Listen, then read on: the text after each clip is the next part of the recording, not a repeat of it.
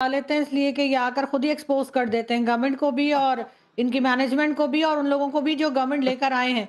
Definitely इस वक्त इमरान खान इन लोगों के सर पे सवार हैं। यस। अगर ऐसा ना होता नहीं, तो शायद इस बिल्कुल वक्त सवाल। ये तमाम शोज हम लोग ना कर रहे होते और इमरान खान से इन्होंने मिलने दिया होता उनकी फैमिली को, उनकी पार्टी मेंबर्स को या मीडिया को, किसी को भी यस। मिलने नहीं दिया जा रहा। और इरशाद, डॉक्टर इरशाद आकर यहाँ पे डिफेंड कर रहे हैं बेचारे। इन पे भी रहम आता है मुझे, न जाने आप इनको कहाँ कहाँ तक घसीटेंगे।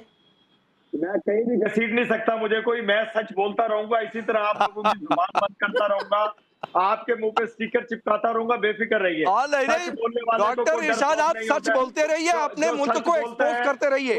आपने डॉक्टर इरशाद बता दिया कि एक इमरान को खान खौफ से नहीं मिलवाने है। में बाई इलेक्शन आड़े आ गया, मतलब जेल नहीं, प्रशासन, इलेक्शन, फोर्स, ये लोग लोकल तो फोर्स, शुरू से- आर्मी, ये कितनी छोटी सी PTI आपकी वाले आर्मी है भाई, जो बाई इलेक्शन भी PTI मैनेज वाले नहीं कर पा रही है। मैं ये कह रहा हूँ PTI रहम आ वाले रही है मसरूफ डॉक्टर थे, हम इरशाद आप मसरूफ पर। नहीं थे।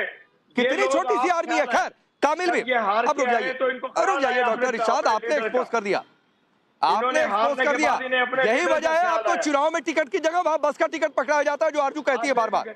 यही वजह है कि आपको चुनाव का टिकट नहीं मिल पा रहा है, बस का टिकट मिलता है उसकी जगह। हम अपने मुल्क से मोहब्बत करते हैं, टिकट की जरूरत कामिल मीर, दो बातें हैं। एक तो रुक जाइए, हो गया डॉक्टर इरशाद प्लीज। कामिल मीर, एक तो दो बातें हैं जो आरजू ने कही कि ये वाकई अटेंशन डाइवर्ट करने के लिए ये पूरा इश्यू क्रिएट किया गया कि भारत अफगानिस्तान, खासतौर पर तालिबान से जो हालात इस समय हैं, क्योंकि ख्वाजा आसिफ ये कह चुके हैं बार बार कि हमारी सारी कोशिशें फेल हो गई हैं जो तालिबान अफगानिस्तान से संबंध सुधारने की, तो ये क्या अटेंशन डाइवर्ट। दूसरी बात है कि यूनाइटेड नेशन ने भी खुलकर लिखित तौर पर यह चिंता जता दी है जो 27वां संविधान संशोधन हुआ कि आखिर आसिम मुनीर को इस तरीके की लाइफ टाइम प्रेसिडेंट जैसी इम्यूनिटी क्यों चाहिए। अच्छा, मुझे उम्मीद है कि अगर आपने सवाल किया और मुझे जवाब देने का भी हम मौका देंगे, मेरी बात सुनेंगे। सबसे पहले जो अफगानिस्तान वाली आपने बात की, तो अफगानिस्तान पाकिस्तान के लिए इतना बड़ा मैटर नहीं है कि उसकी इंटेंशन डाइवर्ट करने की है के लिए हम ऐसा कोई फेक खबर चलाएं। और ये है फेक खबर भी अफगानिस्तान से ही चली है, पाकिस्तान से नहीं चली है। हुकूमत पाकिस्तान की जानिब से और जो जेल इंतजामिया की जानिब से ये साफ पैगाम आ गया हुआ है कि इमरान खान बिल्कुल ठीक है और महफूज हैं। तो मेरे ख्याल से इसके ऊपर तो अब ज्यादा बात नहीं होनी चाहिए। जहां तक उनकी फैमिली की उनसे मुलाकात का मामला है, तो वो हुकूमत को इजाजत देनी चाहिए कि उनकी फैमिली उनसे मिल सके, ताकि जितनी भी ये स्पेकुलेशन है ये खत्म हो जाए।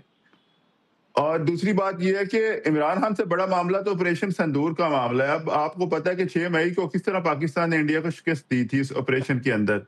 तो मुझे अब बताइएगा कि अब ऑपरेशन सिंदूर का क्या बना। इमरान खान साहब के मामले के ऊपर तो वाज़ेह कि बयान आ चुका है कि वो बिल्कुल ठीक है। अरे कामिल मीर, उनकी आप जानबूझकर फिर वही बात है, आप डॉक्टर इरशाद के रास्ते पर चले गए, जानबूझकर वहां पर ले जाएंगे जहां पर आपको डिफेंड करना मुश्किल हो जाएगा।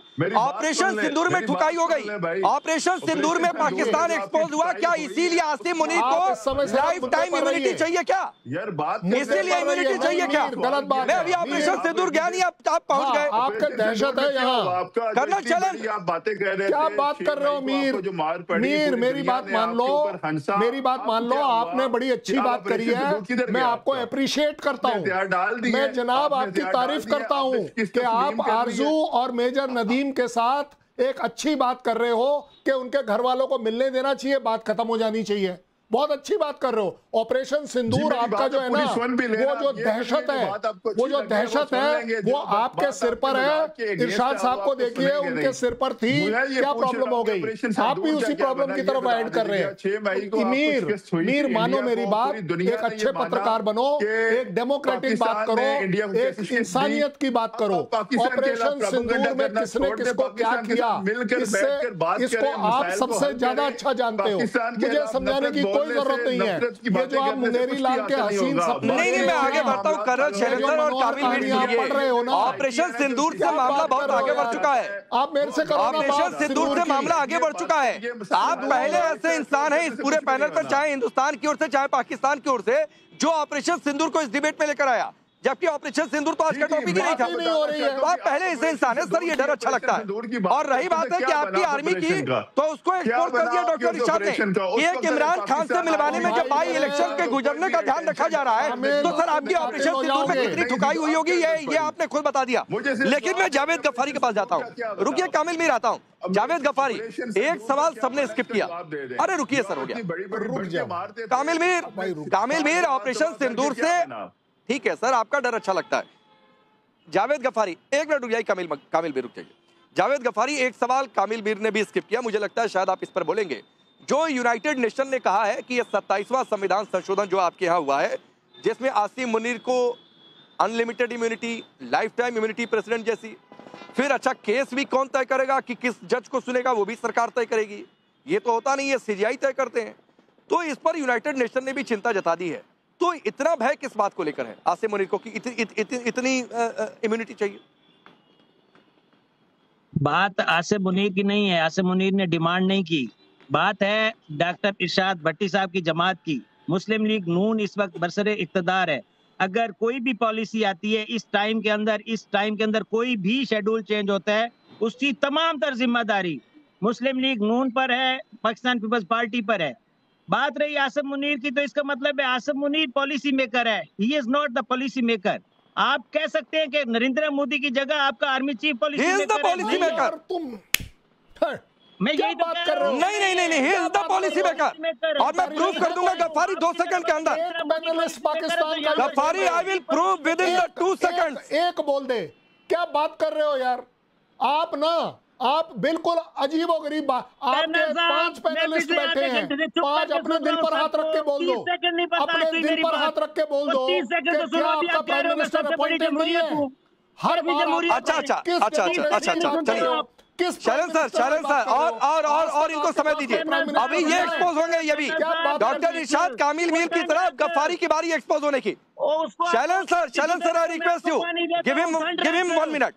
बोलिए गफारी, बोलिए। आप अभी इरशाद कामिल मीर की तरफ एक्सपोज होंगे, बोलिए। बात तो सुन लेना। आप पांडे जी मुझे बुलाया तो मेरी बात तो सुननी पड़ेगी ना। देखिए मैं आधा घंटे से बैठा हूँ। अच्छा, आप कहते हैं जी आसिम मुनीर ने ये सारी काम किया, ठीक है आसिम मुनीर ने किया, इट्स अप टू यू, आप जो आप सही करें। आप मीडिया पे बैठे हैं, आप अपनी मर्जी से बात कर रहे हैं, कोई आपको डिक्टेट नहीं करता, मैं मान लेता हूं इसको थोड़ी देर के लिए। पांडे जी, क्या आपने जो बातें की हैं, आप अपने सारे सवाल उठाएं शुरू से लेकर अब तक, उसमें सिर्फ आपने क्या करना है, सैयद आसिम मुनीर की जगह पे नरेंद्र मोदी का नाम लिखना है। तो वो कौन सी बात गलत होगी? नरेंद्र मोदी को कौन से अवार्ड के लिए प्राइम मिनिस्टर बनाया गया है? क्या उसकी वजह शोहरत थी? गुजरात का लोगों ने बनाया है। इंसानियत की बात करते हैं। मैं बता रहा हूँ आपको नहीं समझ आएगी। 140 करोड़ लोगों ने बनाया है। आपके यहाँ 140 लोग बता दें कि शहबाज शरीफ के सपोर्ट में है। आप मुझे एक बात बता दीजिए, ये इम्यूनिटी मेरे प्राइम मिनिस्टर के पास नहीं है। हमारे प्राइम मिनिस्टर ने अपने यहाँ रूल बनाया है। अच्छा, सुनिए गफारी लॉ से ऊपर कोई नहीं है हमारी कंट्री में। आपको नहीं गफारी सुनिए। कर्नल शैलेंद्र सर जाता है, इनको बोर्डबारी सिखाई जाती है, इनकी गफारी जो शैलेंद्र सर ने बात कही है, गफारी सुनिए। और गफारी आप ही के पास हूँ। गफारी साहब सुनिए, आप ही के पास हूँ, सुनिए।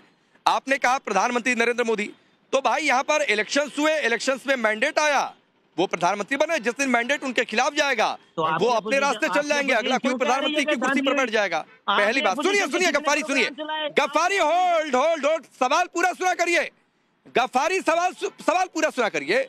आपके मुल्क में एक आदमी बिना आर्मी चीफ की मंजूरी के सत्ता तक नहीं पहुंच सकता है, ये पूरी दुनिया जानती है। तीसरी बात जवाब दीजिएगा इसके बाद। आप कह रहे हैं ना कि he is not the policy maker. मैं बताता हूं कैसे पॉलिसी मेकर हैं। डोनाल्ड ट्रंप के साथ जब लंच करने की बात आई तो एक स्टेट हेड के साथ दूसरा स्टेट हेड करेगा लंच या डिनर या बातचीत होगी, वो होगी।